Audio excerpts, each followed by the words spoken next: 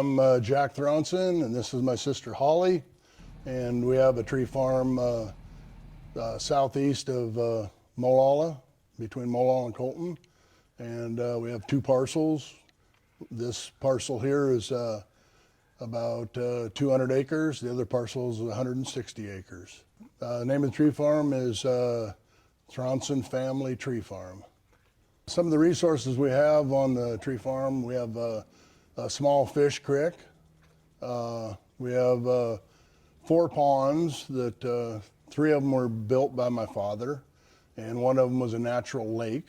The natural lake's about a half an acre big, and it's provided a lot of habitat for the wildlife on the farm. The main objective for the tree farm is to continue growing timber and providing the trees for the future generations, so they'll have future income off the timber. And we like to have trees.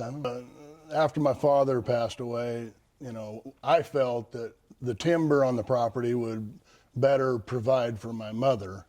So we tried Christmas trees for a while. It didn't work out as how we planned. So we just concentrated on growing timber and transferring some of the fields back into timber. And one of the challenges that we had here on the tree farm was laminated root rot. I didn't know much about it when I took over managing the farm, and I learned kind of the hard way on how bad it can be. And this particular property, well, both properties have large, I guess, infestation of laminated root rot. And so for probably 25 years, we've been trying to take those plots of root rot out and plant it into western red cedar.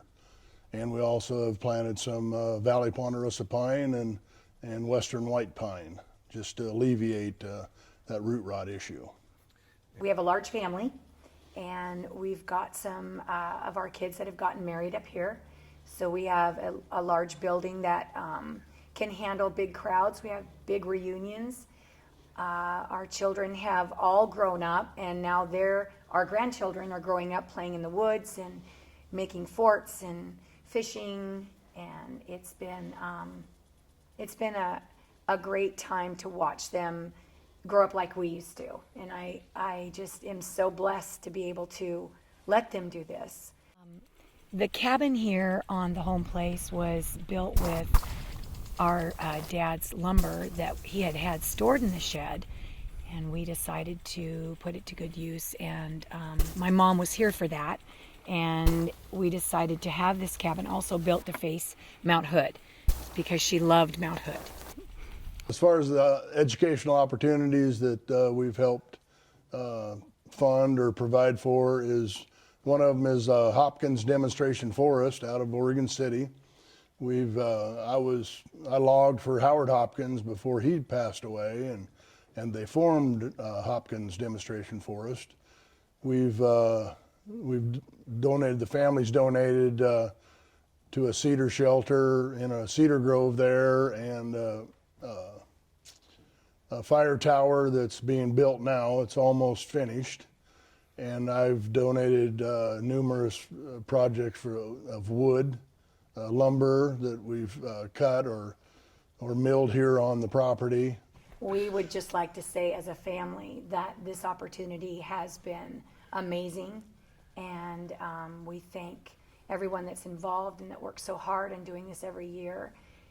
And our family is just blessed to have these pieces of property. And I just think that my brother's pretty special.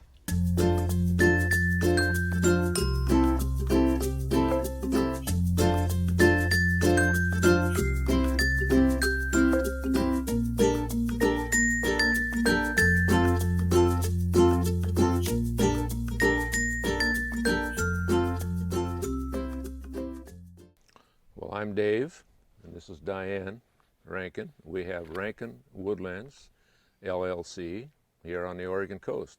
Every good woodland has to have a sign telling people what it is they're looking at, and so this is our version. A couple of unique things about the sign in that the sailboat you see sailing along the top to the southwest indicates the direction that we took when we left here. When we were out sailing, being cruisers, we were lucky enough to sail around the world. The two little Lego guys you see standing over there by the left-hand post, that's Lego Hank and Lego Joe. That's Joe is our youngest grandson. He lives back in Georgia. Lego Hank just lives down the road. Probably the most unique feature of this parcel of property is that along its western border there is the railroad track. And when that was constructed back in 1917 or so, it separated the uplands from the tidal influence that every day changes the appearance of the western portion of our land. And one of the things is that when the water comes in, it looks like a lake, and when it's gone, it goes out, there's just mudflats out there, and the variety of wildlife that visit these two different types of environment is interesting to watch, and it's a big part of our love for this particular spot. Well, we bought our property in 1973 in conjunction with another couple. We split the property basically in half. We got the northern half, they got the southern half. In 1975, after getting permits from Lane County and that sort of thing, we started building our house in the summer of 75, through that winter and into 76. We moved in June of 76. In 1995, we were able to purchase about 20 acres just south of our house here, and we added that to our property. And then subsequent to that, in 2011, if I'm correct, we bought the remaining parcel that had been the southern portion that we had bought with our friends, but they had sold to International Paper. So we have old growth on the original portion to the north. The southern portion, which was logged, is pretty much industrial Douglas fir forest. Well, our view at this point is the Great Wall of South Slough, a retaining wall that we built alongside our house. The original wall was in the position of the taller wall. We came home from a trip to California one Thanksgiving, and the wall and everything behind it was down the hill on the railroad track. So we had to rebuild it. The timbers and the posts that you see there are manufactured from our own timber on the sawmill. We got them treated down at the Coos Bay area. We added a secondary wall behind the first to kind of brace everything up, and you can see the steel bracing between the two. That's the Sitka spruce, yes it is, and it is one of those that was left behind when we did our clear-cut harvest. We left them because there was no market for them. The mill is a mobile dimension mill sitting on a trailer. It's manufactured in Troutdale, has a modified Volkswagen engine on it, about 68 horsepower. It is pretty good for milling large logs because you can send it down and it'll bring a finished piece of wood back to you. In our case, we're using it to mill some 6x6s and eventually some larger timbers. Just trying to utilize some of this big Sitka spruce, Douglas fir. One of the things that we do is every year there's a class in the high school that it's field studies. They come out in the fall and we do a little field trip, take them through and show them what we're doing as far as management, and talk about different kinds of species and give them a little, just talk to them, a little quiz, ask them if they can tell the difference between a red cedar and a Port Orford cedar and how they do that and that sort of thing. But we talk about thinning, we go down, talk about old growth and harvesting activities and that sort of thing. But I do have an anecdote I'd like to pass on. One of these field trips, it's been probably 6 years ago, a young man was involved in it, and we had a little more time on that particular field trip. But in this case, they were here for about 2.5 hours. We took them through and did a little more extensive tour. And I didn't even know this guy at the time. As he was getting into the van, he said, that was cool. I'm going into forestry. And he did. And now he graduated from Oregon State, I think in forestry engineering. He's got a job working for a company up in the Forest Grove area.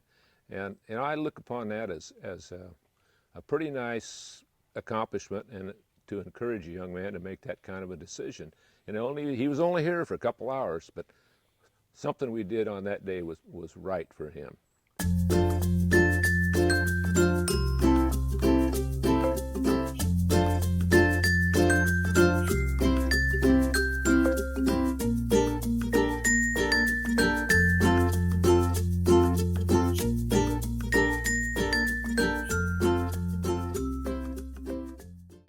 Nicholas Dahl, my wife Megan, my daughter Vivian, and my son Jack. And our tree farm name is Nicholas and Megan Dahl LLC.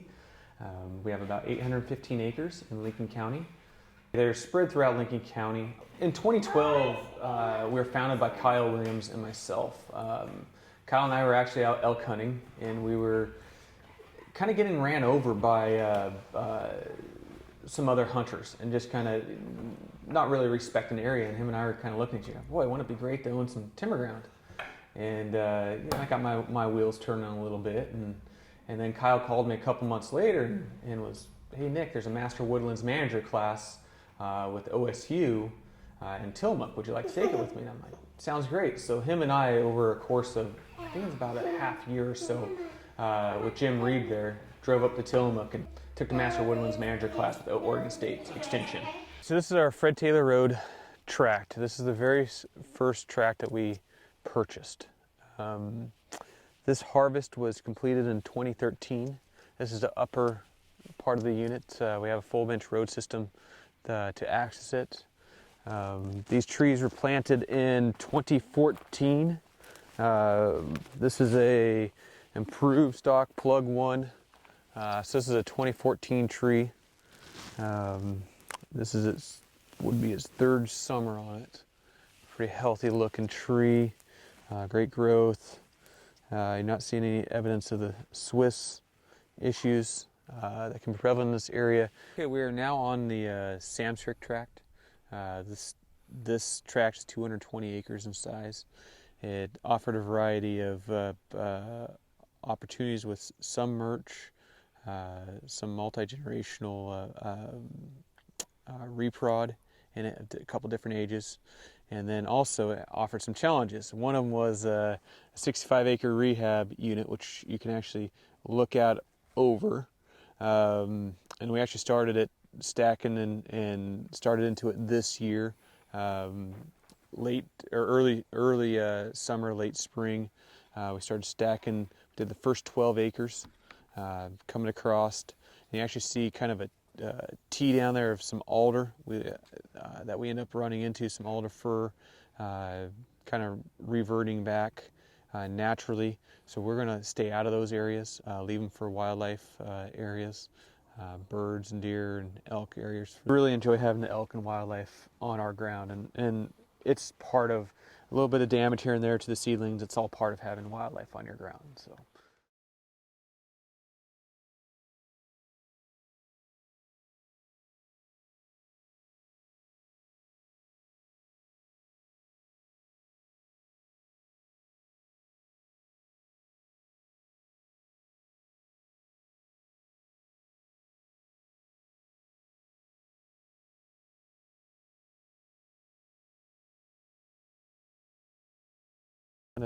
Down below us is the old mill pond.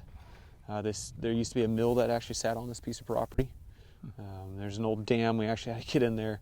Had a pretty heavy wash. Nobody maintained it for I don't know how many years, since probably they pulled the mill out. So we got in there last year and were able to actually redo the spillway, put some culverts in for temporary onto some riprap. Eventually that's going to become a nice campsite. We started opening it all up. So some leftover decks down there, not quite, half load of logs here. What we like to do with that is we do like to leave them for some firewood cutting for neighbors. Standing here in our Coyote Rock timber tract, this one here is about 76 acres, 75 acres right in there. It's predominantly a hemlock stand that that was at one time a fir stand, and these are all old fir stumps, and the previous owners back in the 50s, their grandpa actually, he came in here and did a selective harvest, harvested out all the fir trees in here. At that time, they did patches, and so they didn't replant at that time. What grew back was predominantly a hemlock stand. Obviously, have a hardwood component and a nice alder component, and then the residual fir here and there. We're just temporary stewards on this planet, and we're just very fortunate. And it's something neat when you have that pride. You can watch your trees come up. They're like your little babies. So our ultimate goal is we're the first generation in a multi-generational timberland company, and that is what we are in the process of creating.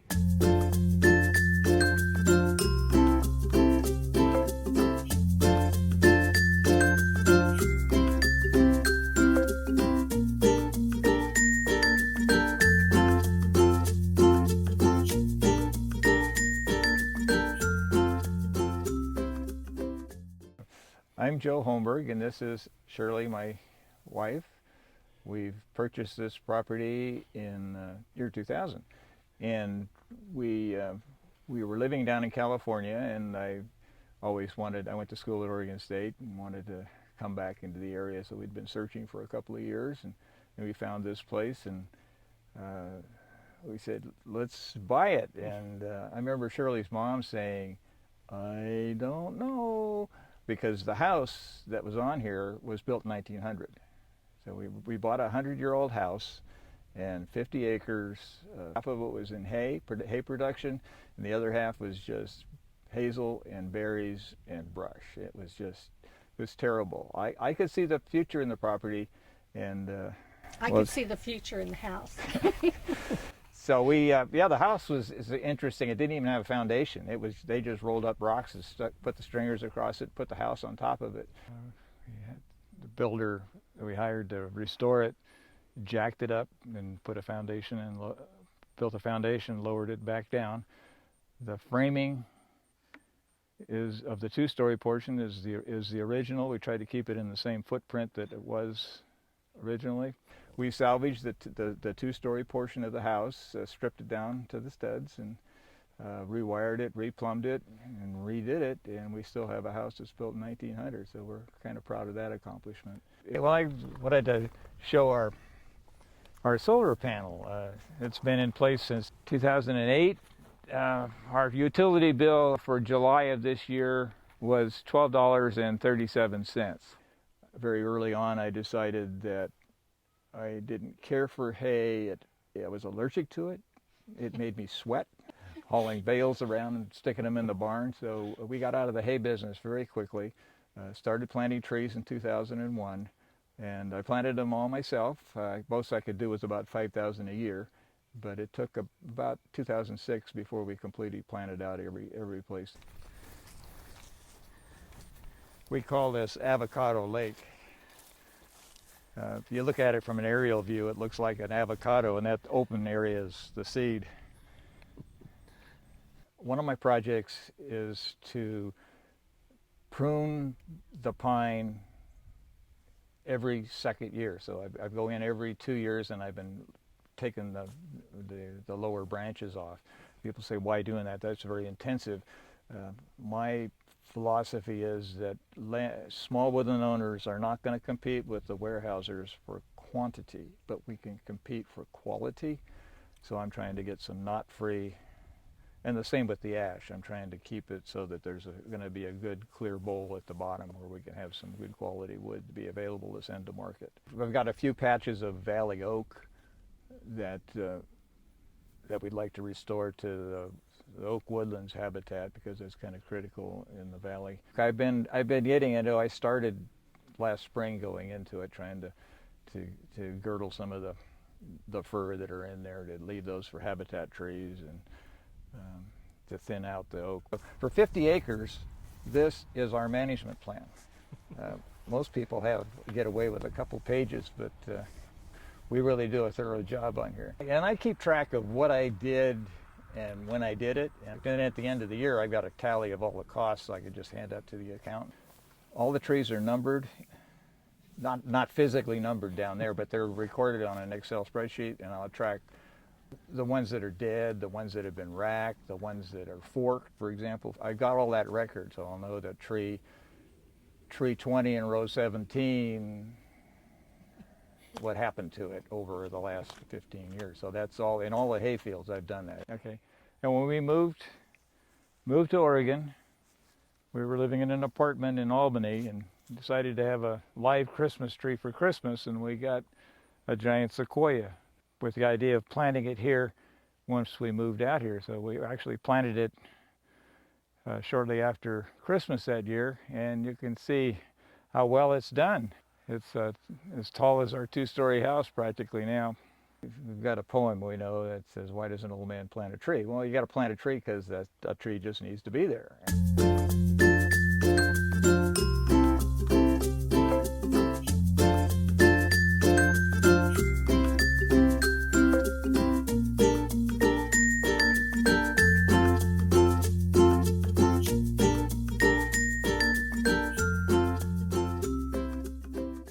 Well, I'm Mel Mortensen, and this is my wife, Wendy. We're partners in our tree farm. The tree farm is located about 5 to 6 miles north of North Plains in Washington County, Oregon.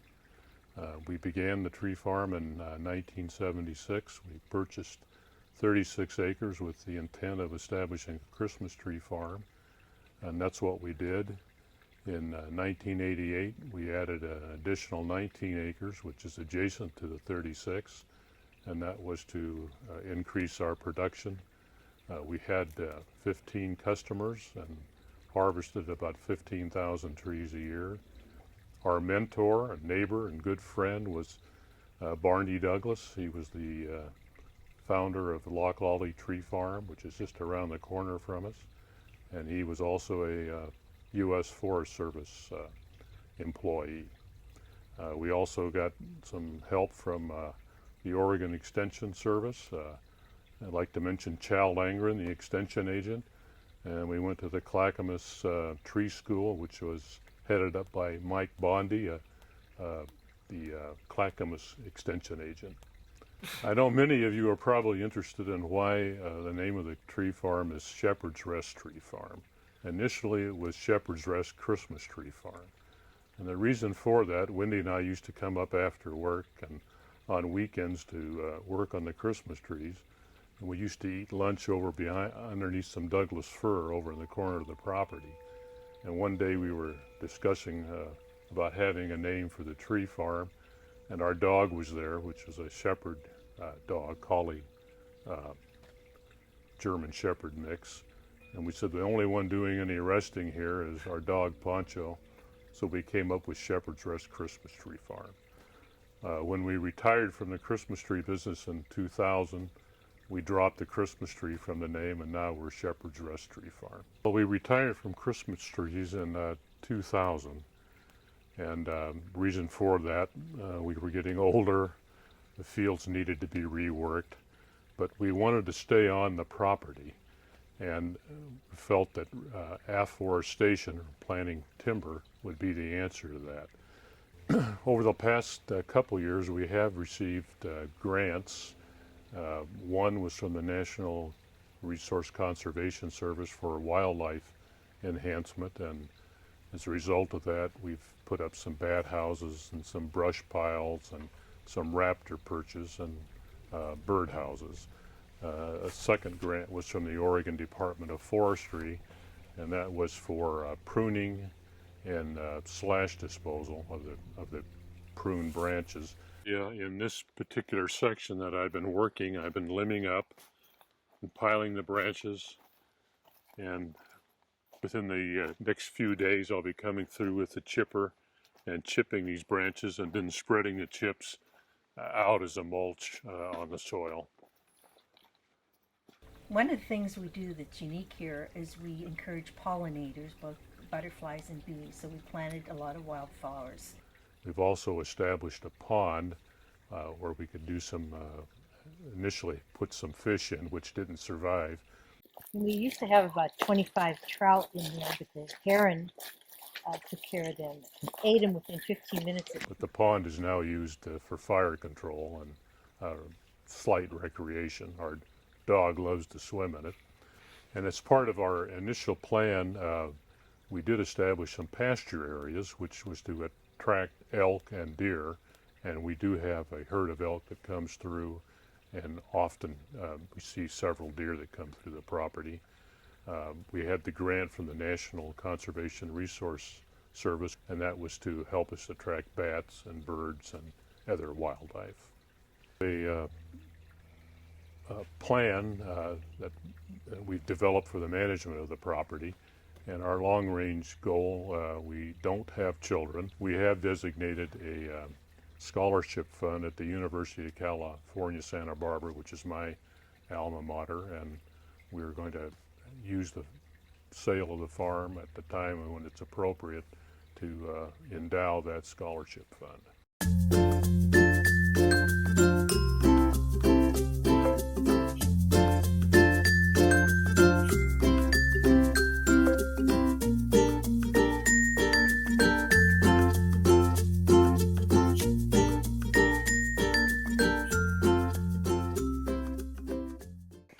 I'm Arnie Hollander, and this is my wife, Susan Watkins.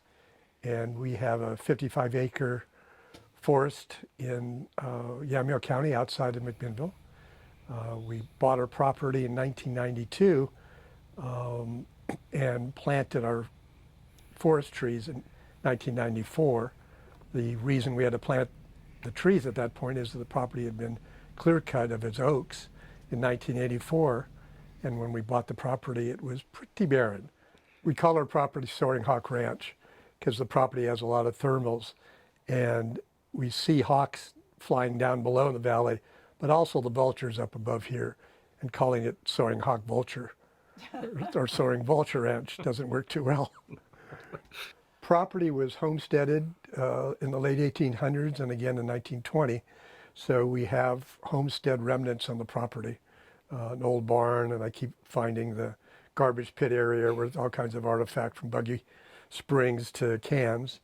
And then one of the probably unique features is the property has a lot of madrone trees, and the local farmers that used to hike here as kids called it Madrone Hill. And we've got one tree, the base of which is about 5-foot diameter tree. Initially, we wanted a beautiful place to live, and it's just wonderful to live up here. We also wanted an economic asset to leave our children. We have 2 children. As we moved in and started working the farm, we realized we also wanted to create a place for wildlife habitat and to make it appropriate for where we live. And so we've been working hard to move out as many invasive plants as we can and replant with natives. The property was predominantly in oak woodland for decades, perhaps even a century or more. The tree behind us estimated to be between 250 and 300 years old. But predominantly it's always been in oak woods. So once we acquired the property, put the fir trees in, and through somewhat benign neglect as a result of our focus on our Christmas trees and a full-time job taking me particularly away from the property a great deal of the time, the forest kind of grew on its own. And over the last 3 years since I've retired, we've taken an aggressive management position to get rid of, Susan said, the invasive species, to thin out the Douglas fir trees, lately to cut down trees that have died or were affected by the drought. Just trying to open it up again, as we said, for wildlife, and the ability for wildlife to move through the property now that I'm trimming up the trees so that the fire ladder is reduced. They can move through more rapidly, and so we find a herd of elk sleeping on the property frequently, which they never could do before. And a lot of other wildlife follows. Our future management efforts are based on our management plan, which gives us an overall structure on how to proceed. And the next major projects are to continue our oak restoration efforts. This last year, we cultivated and planted a lot of native grasses and flowers. We're hoping over the next couple of years those will take fruition. We'll be continuing our thinning trees that are growing up into the canopy of the oaks, which we care to make a major tree on their property. Well, we worked with the Soil and Water Conservation District to identify the native plants that would work well in a shaded area along the creek. And at their annual plant sale, we bought snowberry, ribes, Cascara. yeah, and Ash. Indian plum, serviceberry, some other berries that I think were eaten early on. When we took out the Christmas trees, we found a lot of oak starts hidden in the branches. In front of me here is an old haul road that we didn't know existed until I got in here and started limbing up all these trees. So discovered that as another path through the woods. But you can also see, as the trees have got limbed up, the daylight that comes through is quite significant. And you can now see through the woods where last year this was a dark shadowed area that provided a little daylight getting into it, or little visibility for people or animals walking through it. I have to say that even after we've been here so many years, I still feel like every time I walk out the door, I'm going on vacation.